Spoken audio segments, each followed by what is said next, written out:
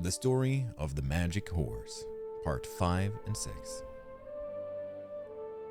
So the king sent and caused the Indian to be brought before him clad in a robe of rank. And the king said to him, "Because my son, whom thy vile invention carried away from me, hath returned safe and sound, therefore I will spare thy life. And for the reward of thine ingenuity I give thee this robe of honor. But now take thy horse, wherever it may be, and go, nor ever appear in my sight again. And if thou wilt marry, seek one of thine own rank, but do not aspire to the daughters of kings." When the Indian heard that, he dissembled his rage, and bowing himself to the earth, departed from the king's presence. And as he went, everywhere in the palace ran the tale of how the king's son had returned upon the magic horse, bringing with him a princess of most marvelous beauty, and how they had alighted in the gardens of the summer palace that lay outside the walls. Now when this was told him, the Indian at once saw his opportunity, and going forth from the city in haste, he arrived at the summer palace before the messenger with the appointed retinue, which the prince and the king were sending. So coming to the pavilion in the garden, he found the princess waiting within, and before the door the horse of ivory and ebony. Then was his heart uplifted for joy, the more so when he perceived how far the damsel exceeded in loveliness all that had been told of her. Entering the chamber where she sat, he kissed the ground at her feet, and she, seeing one that wore a robe of office making obeisance before her, spake to him without fear, saying, "Who art thou?" The sage answered, "O moon lady, O moon of beauty, I am but the dust which lies upon the road by which thou art to travel. Yet I come as a messenger from the king's son, who hath sent me to bring thee with all speed to a chamber in the royal palace where he now awaits thee." Now the Indian was a form of altogether hideous and abominable. The princess looked at him, therefore, in surprise, saying, "Could not the king's son find anyone to send to me but thee?" The sage laughed, for he read the meaning of her words. "O searcher of hearts," he said, "do not wonder that the prince hath sent to thee a man whose looks are unattractive, for because of his love towards thee, he is grown exceeding jealous. Were it otherwise, I doubt not that he would have chosen the highest and most honorable in the land, but being what I am, he has preferred to make me his messenger." When the princess heard that, she believed him, and because her impatience to be with her lover was great, she yielded herself willingly into his hands. Then the sage mounted upon the horse and took up the damsel behind him, and having bound her to his girdle for safety, he turned the pin so swiftly that immediately they rose up into the air far above the roof of the palace and in full view of the royal retinue, which was now even then approaching. Now, because his desire to be with his beloved was so strong, the prince himself had come forth before all others to meet her. And when he saw her thus carried away captive, he uttered a loud cry of lamentation and stretched out his hands towards her. The cry of her lover reached the ears of the princess, and looking down, she saw with wonder his gestures of grief and despair. So she said to the Indian, "O slave, why art thou bearing me away from thy lord, disobeying his command?" The sage answered, "He is not my lord, nor do I owe him any duty or obedience. May heaven repay on him all the grief he has brought on me, for I was the maker of this horse on which he won thee, and because he stole it from me, I was cast into prison. But now, for all my wrongs, I will take full payment, and I will torture his heart as he hath tortured mine. Be of good cheer, therefore, for doubt not that presently I shall seem a more desirable lover in thine eyes than he ever was." On hearing these words, the princess was so filled with terror and loathing that she endeavored to cast herself from the saddle. But the Indian, having bound her to his girdle, no present escape from him was possible. The horse had meanwhile carried them far from the city of the king of Persia, and it was yet an early hour after dawn when they arrived over the land of Kashmir. Assured that he was now safe from pursuit, and perceiving an uninhabited country below him, the Indian caused the horse to descend on the edge of a wood bordered by a stream. Here he made the princess dismount, and was proceeding to force upon her his base and familiar attentions, when the cries raised by the princess drew to that spot a party of horsemen who had been hunting in the neighborhood. The leader of the party, who chanced to be no other than the sultan of the country, seeing a fair damsel undergoing ill treatment from one brutish and malevolent aspect, rode forward and demanded of the Indian by what right he so used her. The sage boldly declared that she was his wife, and that how he used her was no man's business but his own. The damsel, however, contradicted his assertion with indignation and scorn, and so great were her beauty and the dignity of her bearing that her statement of the case had only to be heard to be believed. The Sultan therefore ordered the Indian to be bound and beaten, afterwards to be led away to the adjacent city and there cast in the deepest dungeon. As for the princess and magic horse, he caused them to be brought to the palace, and there for the damsel he provided a magnificent apartment with slaves and attendants such as befitted her rank. But the horse, whose properties remained secret, since no other use for it could be discovered, was placed in the royal treasury. Now, though, the princess was full of joy in her escape from the Indian and of gratitude to her deliverer, she could not fail to read in the Sultan's manner towards her the spell cast by her beauty, and, in fact, no later than the next day, awakened by sounds throughout the whole city of tumult and rejoicing, and inquiring as to the reason, she was informed that these festivities were the prelude to her own nuptials with the Sultan, which were to be celebrated that very day before sundown.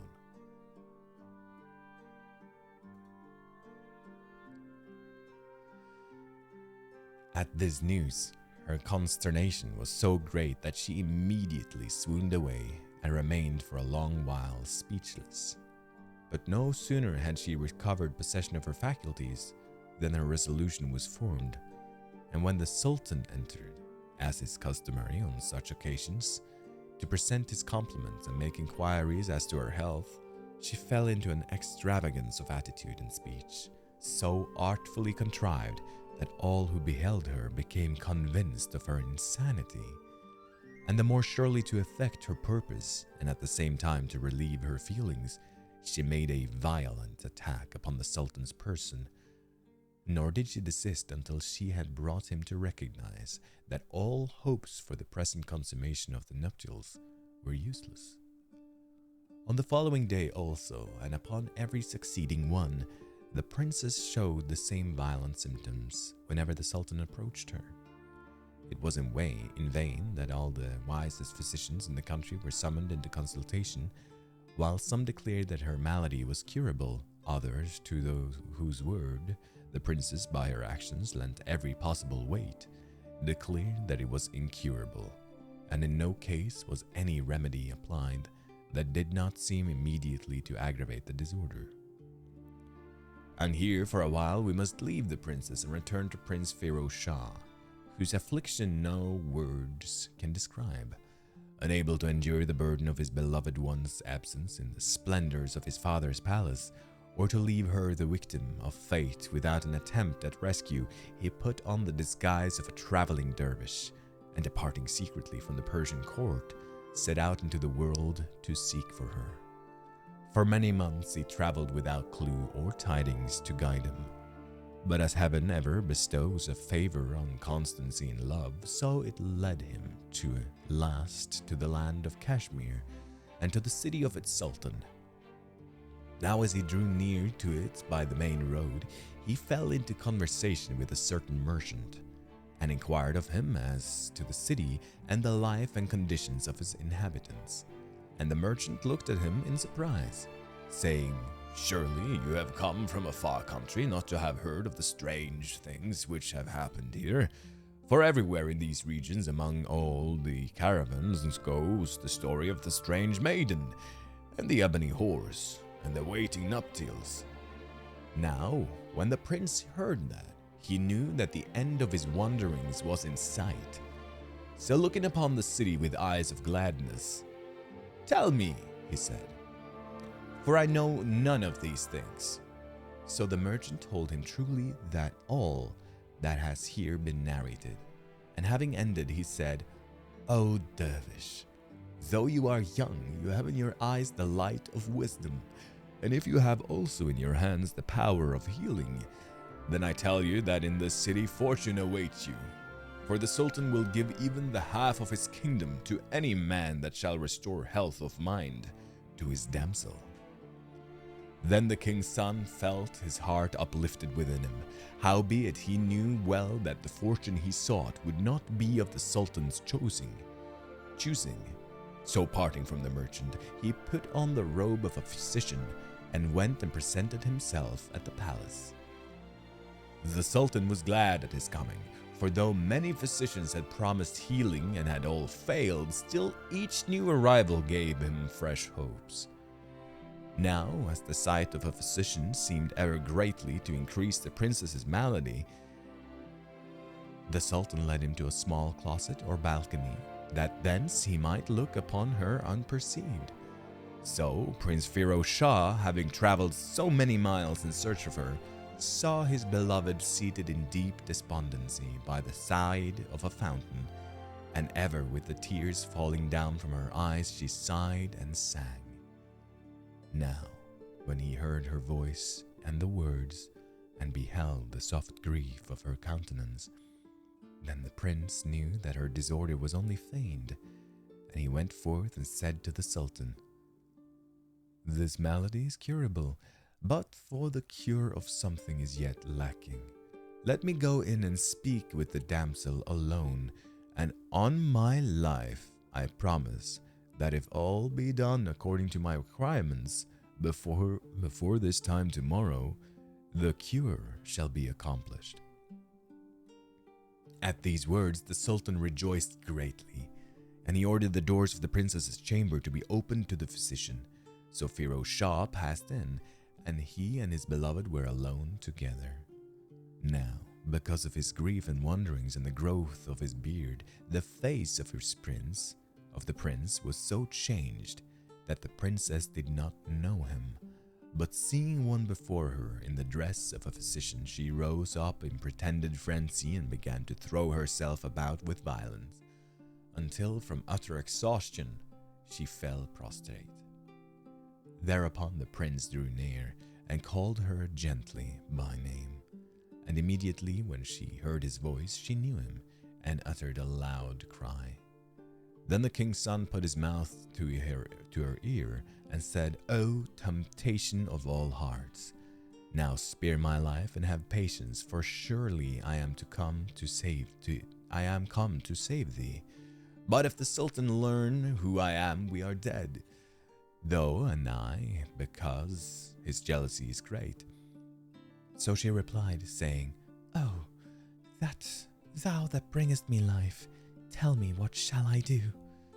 The prince said, "When I depart hence, let it appear that I have restored to thee the possession of thy faculties. Howbeit the full cure is to come after. Therefore, when the Sultan comes to thee, be sad and meek, and do not repulse him as thou hast done aforetime. Yet have no fear, but that I will keep thee safe from him to the last."